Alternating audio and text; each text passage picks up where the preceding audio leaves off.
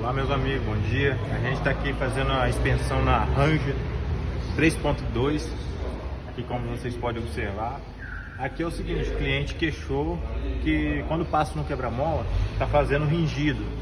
É um ringido realmente muito forte. Aí aqui eu já inspecionei, a gente já vai fazer a troca aqui, ó, que seria do pé do amortecedor embaixo.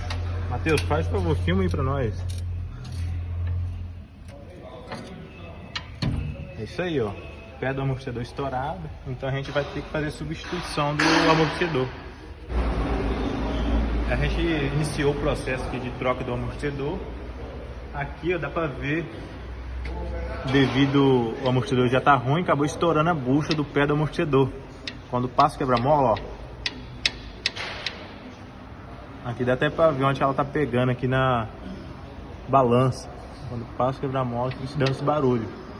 Aqui do mesmo jeito, porém essa aqui tá começando ainda a estourar.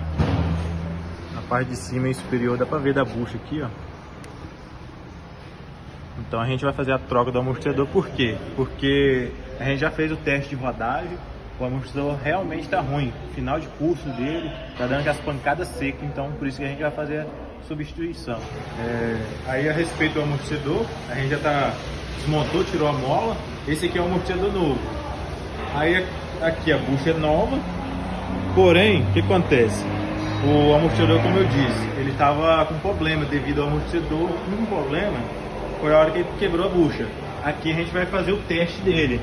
Na hora de fazer a sangria do amortecedor, a gente repara, ó, o amortecedor volta certinho, tá vendo? Ele não tem dificuldade para subir. Aí eu vou mostrar o outro agora. Vou deixar esse aqui no cantinho. Esse daqui é o velho. Só para comprovar, ó, a bucha que estava quebrada. Ó, ele desce um pouquinho pesado, mas não tem problema, questão de descer. Só aí que tá o detalhe, na hora de subir, ó, nem você puxando ele, ó, ele não vem. Ó. Então esse amortecedor está condenado.